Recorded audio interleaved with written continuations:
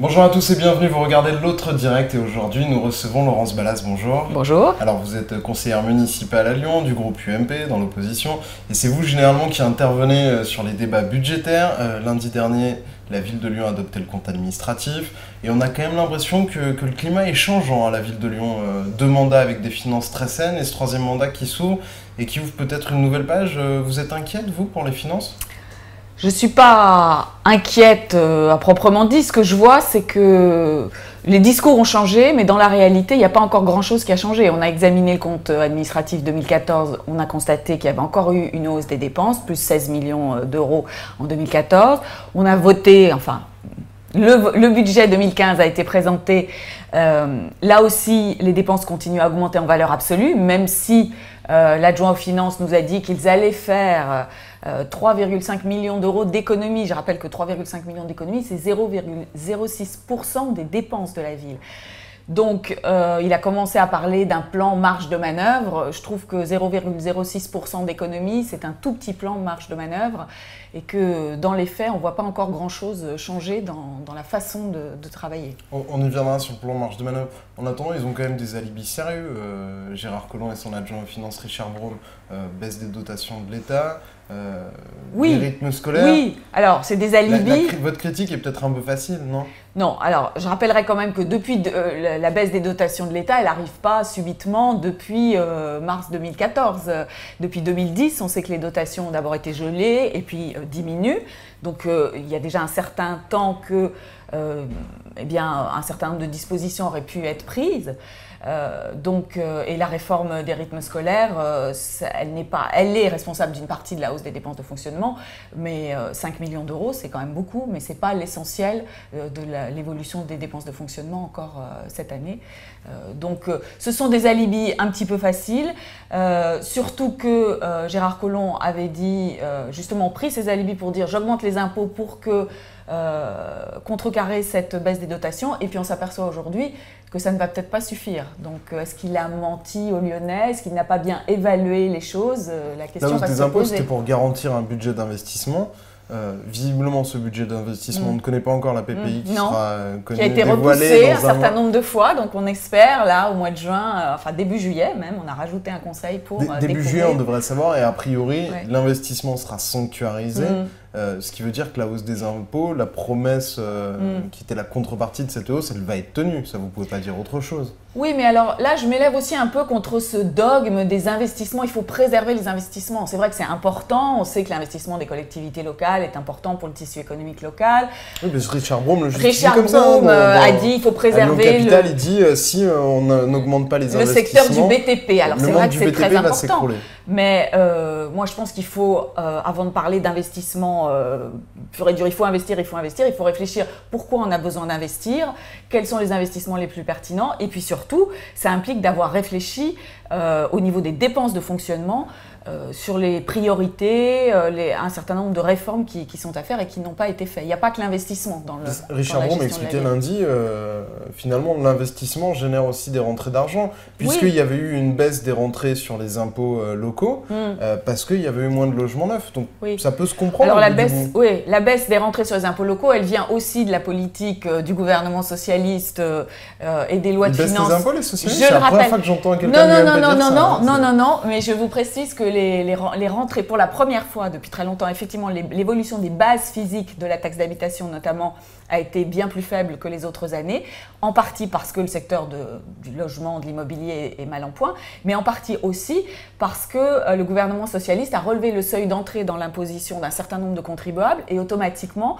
donc un certain nombre de contribuables ne sont plus imposés sur le revenu en France et automatiquement ne sont plus imposés un certain nombre de taxes, dont la taxe d'habitation. Et pour Lyon, c'est plus de 2000 contribuables en moins par rapport à l'année dernière qu'il y aura pour 2015. Donc ça explique aussi que les rentrées fiscales sont un petit peu moins bonnes que prévu. Un des effets de plus de la politique du gouvernement socialiste. Vous expliquez que la hausse des impôts risque d'être annihilée par le contexte global, financier global. Du coup, il va lui rester quoi comme marge de manœuvre à Gérard Collomb? Eh ben, les marges de manœuvre... Ça va se jouer sur la dette? Nous, ce qu'on lui reproche, c'est que les marges de manœuvre, elles auraient dû être dans les dépenses de fonctionnement. Et c'est ce que je vous disais tout à l'heure. Depuis 2010, on sait qu'il va falloir changer un certain nombre de choses et rien n'a été fait. La masse salariale a continué d'augmenter, les effectifs ont... Il n'y a pas eu une année... Elle augmente de 4,6% cette année. Oui, déjà, oui. Elle augmente de fait de 1,5 par an. Alors, il y a des facteurs avec création de postes. Liés aussi à des facteurs liés à la politique gouvernementale, des facteurs nationaux qui représentent une partie importante de l'évolution. Mais justement, d'autant plus, il faut réfléchir à comment gérer différemment. Pour 2015, il y a encore une création nette de postes d'à peu près 40 personnes qui vont être recrutées, 40 ETP.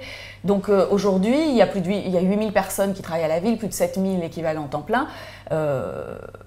Est-ce que c'est encore raisonnable d'avoir besoin de rajouter encore 40 personnes? Est-ce que sur ces 7000 personnes, on ne peut pas s'organiser différemment? C'est ça que je reproche à Gérard Collomb, que nous reprochons à Gérard Collomb, c'est de ne pas avoir su penser différemment. Il nous parle toujours du fameux modèle lyonnais, ce modèle que la France entière nous envie. En fait, j'ai un peu l'impression que ce modèle lyonnais, il marchait très bien tant que les recettes augmentaient un peu automatiquement chaque année, les dotations, les recettes fiscales. Et puis, avec ce changement en fait, de paramètres, il a un peu de mal à se réinventer. Il manque un peu de vision. On a l'impression que Gérard Collomb, moi je le vois un peu comme capitaine d'un bateau, d'un gros bateau qui doit modifier sa trajectoire depuis déjà quelques temps, et puis il n'y arrive pas. Donc, plus le temps passe, plus il va falloir freiner brutalement. Et c'est un petit peu ça que commence à annoncer Richard Broom. Le coup de frein, il devrait arriver dans 10 jours, le 15 Alors on juin. va voir. Gérard Collomb va annoncer le plan de marge de manœuvre qui doit permettre d'arriver à économiser 40 millions d'euros en 2017. D'ici 2017. Alors vous n'avez pas l'air du tout d'y croire à l'UMP, vous pensez que j'ai c'est un peu juste de un mal. effet d'annonce? Mais jusqu'ici, on n'a rien vu. Il nous avait dit en 2015, les subventions à la culture vont diminuer de 6%. Elles ont baissé de 6%. Ouais, on ne le voit pas. Il y a eu la fermeture de l'internat FAF qui rentre dans ce plan de marge de manœuvre. Alors voilà. 1 million Alors d'euros. si la façon Il y de en a faire... des choses quand même. Oui, mais alors si la façon de faire, c'est de dire... On coupe brutalement à certains endroits, mais il n'y a pas de vision, de stratégie pour savoir comment on veut faire. C'est très... D'abord, c'est inquiétant, ça veut dire qu'il ne sait pas très bien, c'est un peu, je reprends le capitaine qui navigue à vue. Et puis pour les personnels de la ville, c'est aussi très déroutant, et l'internat Fabre en est vraiment l'exemple. Cette fermeture brutale, soit cet internat avait des problèmes depuis un certain temps, il y avait des choses à changer, à modifier, il fallait le faire depuis un certain temps. Soit il était utile, efficace et il fallait le garder. Mais dire, vous voulez, il faut faire des économies, paf, je ferme l'internat Fabre. 40 postes supprimés, effectivement, ça va alléger, ça va permettre d'afficher un bilan en diminution dans le nombre d'effectifs, mais ce n'est pas la bonne façon. Et ça ne peut pas se faire sans l'aval avec les personnels de la ville. Parce que Richard Broom l'a annoncé, c'était dans le Lyon Capital du mois dernier, il va y avoir des services publics revus à la baisse. Il dit les Lyonnais étaient habitués à du 5 étoiles, il va peut-être falloir s'habituer aux 3 étoiles. C'est un petit peu gonflé, excusez-moi de dire ça, mais les Lyonnais, ceux qui ont voté pour Gérard Collomb, on leur a dit on va augmenter vos impôts et puis ne vous en faites pas, la ville est très bien gérée, tout va bien se passer. Et maintenant, on leur dit on a augmenté vos impôts, on a augmenté un certain nombre de tarifs, le stationnement, les piscines, les cantines. Et puis en plus de ça, il va quand même falloir que vous ayez des services moins performants et puis la dette de la ville va augmenter.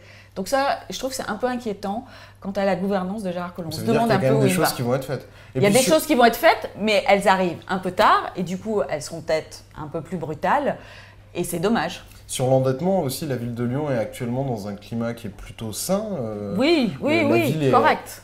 Et dans les ratios de très bonne gestion par rapport à la dette, si ça augmente, on ne deviendra pas une ville au bord de la faillite pour autant.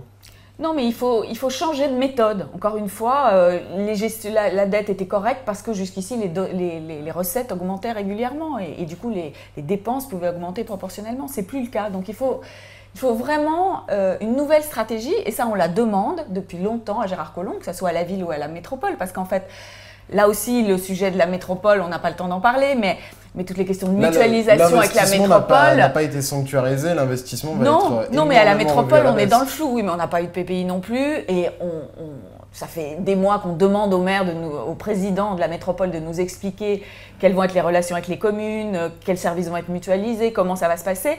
Sa vision sur la construction de la métropole, on n'a rien. Donc, vous pensez que ça l'arrange de garder la PPI au chaud le plus longtemps possible? Je pense que ça l'arrange. D'abord, ça l'arrange dans ses relations avec un certain nombre de maires, notamment de la métropole, qui vont voir que leur budget d'investissement vont diminuer, donc plus tard est le mieux. Et puis, je pense qu'il ne sait pas bien aussi comment faire. C'est compliqué, donc il a un petit problème de gouvernail en ce moment. Et pour vous, la PPI va être moins mirobolante que les années précédentes? Ça va être un mandat de Ce disette? sera forcément un mandat, pas de disette. La ville de Lyon, elle est bien équipée sur un certain nombre de choses. On ne peut pas dire qu'il y a des équipements indispensables. Alors le maire nous avait dit que la maison de la danse était un équipement indispensable. Bon, je crois qu'il est revenu à plus de sagesse. C'est une annexe de la maison de la danse. Reconstruire, voilà. Du coup, vous êtes content, puisque à l'UMP, vous disiez qu'il faut que la maison reste dans le 8e, elle reste dans le 8e. On va dire qu'il nous a écoutés, donc c'est bien. Une fois n'est pas coutume. Et vous alors, puisque vous dites toujours dans votre groupe UMP d'opposition présidé par Michel Avare que vous n'êtes pas pour une opposition systématique mais constructive, vous feriez quoi sur ce plan marge de manœuvre, vous, pour arriver à 40 millions d'économies? Mais moi, déjà, j'aurais expliqué... Parce que vous en parlez depuis des années, vous devez avoir un plan. Vous feriez quoi? D'abord, on n'a pas tous les éléments. Hein. On demande un certain nombre d'informations. Vous qui suivez les conseils, vous devez le voir. On n'a pas toujours, même si Richard Broom nous dit qu'il agit dans toute transparence, mais c'est compliqué d'avoir les informations. Donc, tant qu'on n'a pas tous les éléments, c'est difficile. Mais d'abord, ce que je redisais, avoir une vision, une stratégie, dire quels sont les axes prioritaires pour la ville, quelles sont les fonctions que la ville doit absolument remplir, celles qu'elle peut laisser de côté, et construire un projet avec les personnels de la ville. Les fonctionnaires ont besoin d'avoir une vision, ont besoin de savoir où ils vont, et à partir de ça, bâtir une politique de ressources humaines. Ça, c'est vraiment pas le fort du maire de la ville. Hein. Je crois que tous les conseils municipaux, depuis ce nouveau mandat, il y a des manifestations des personnels. Donc, construire une véritable politique de ressources humaines, et puis une politique aussi de subvention avec des critères, ce qu'on lui demande aussi. Quels sont les critères d'attribution de subventions? Il y a un certain nombre de communes qui font des propositions en France aujourd'hui dans ce sens. Pour l'instant, on n'a que des propositions assez générales, hein. On n'a pas d'informations vraiment précises. Donc voilà. Mais tout découle de cette vision, de cette stratégie qu'on n'arrive pas à connaître de la part du maire de Lyon. Merci beaucoup Laurence Ballas d'avoir été notre invitée. Et moi je vous donne rendez-vous, ce sera autour du 15 juin justement pour voir ce qu'il y a dans ce coup de rabot proposé par Gérard Collomb pour essayer un peu d'assainir les dépenses de la ville de Lyon. Merci beaucoup et on se retrouve lundi. Au revoir.